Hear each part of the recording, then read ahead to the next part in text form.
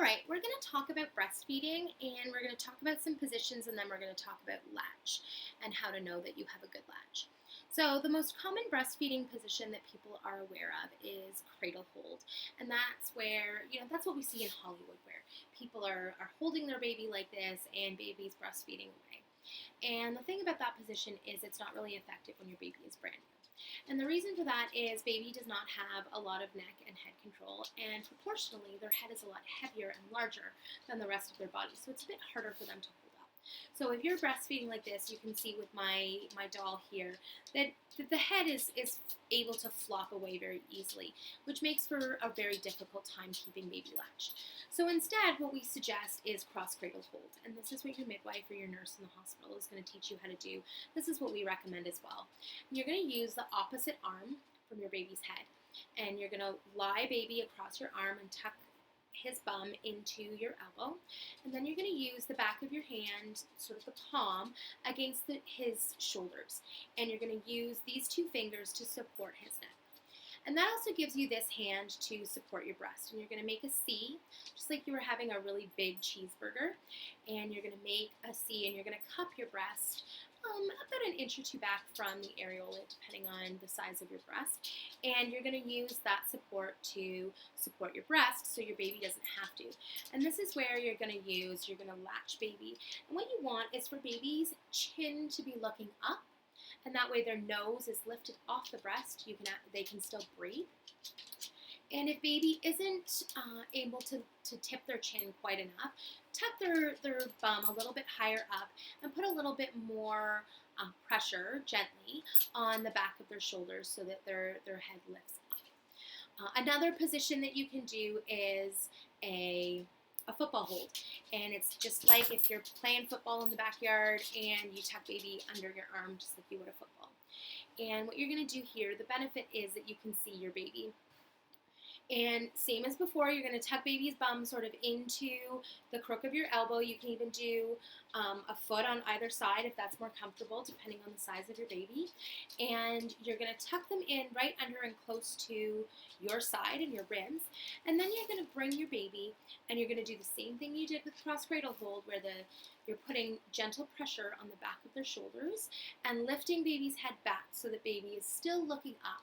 You still want that chin to be nice and lifted. And again, you can make your C and you can support your breast, and baby's going to latch like this. And what's the benefit, not just seeing baby, is it makes it very easy to get the asymmetrical latch that we're going to talk about in a little bit. The last position I want to talk about is one that we don't use very often in breastfeeding and maybe is a bit of an underutilized position, but it's actually really good, particularly in those early days when your back is sore from being up so much and nursing for so long. Baby's feeding for 45 minutes to an hour at a time, and even an 8-pound baby can get really heavy when you're holding baby like this for an hour. So get some pillows and lean them back so that you're really comfortable.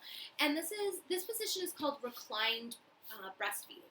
And you're going to actually lean back, kind of like if you were in a lazy boy or in a recliner. And you're going to lie baby across your stomach just like this. And this is a really good time to breastfeed skin to skin. Leave baby in a diaper so it's not too messy, but it's a good time to be skin to skin. Baby can be belly to belly with you.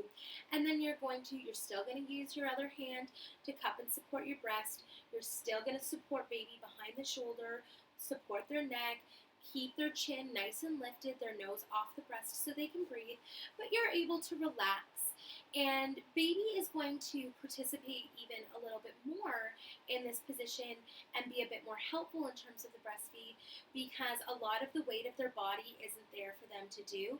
The weight of their head is going to keep them latched so they don't have to work to stay latched. But it's also triggering some of their hunger cues and their feeding cues, because we know that when babies have pressure on their belly like that it tells them that it's time to eat. And one of the reasons that that's so beneficial and that pressure is going to be so beneficial is when they know that it's time to eat, they're going to make the really big mouth that we want to see. We don't want babies latching with a small mouth like this, we want them to open their mouth as much as possible. It should really be sort of a nice big O with their mouth, and we want them to have lots of space. And then we want them to latch asymmetrically. We want more of the areola in their mouth than just the nipple. We want as much breast tissue as possible rather than just the nipple. And so when they latch asymmetrically, they can, if this is your nipple and this is your breast, they can come under with their chin and then come up and sort of scoop, and they can do that motion onto your breast. That's going to give more of the bottom of the breast or more of the top of the breast, whichever is more comfortable for you, but it's going to give a lot of breast tissue in their mouth, and that's going to help prevent your nipples from being in pain and from cracking.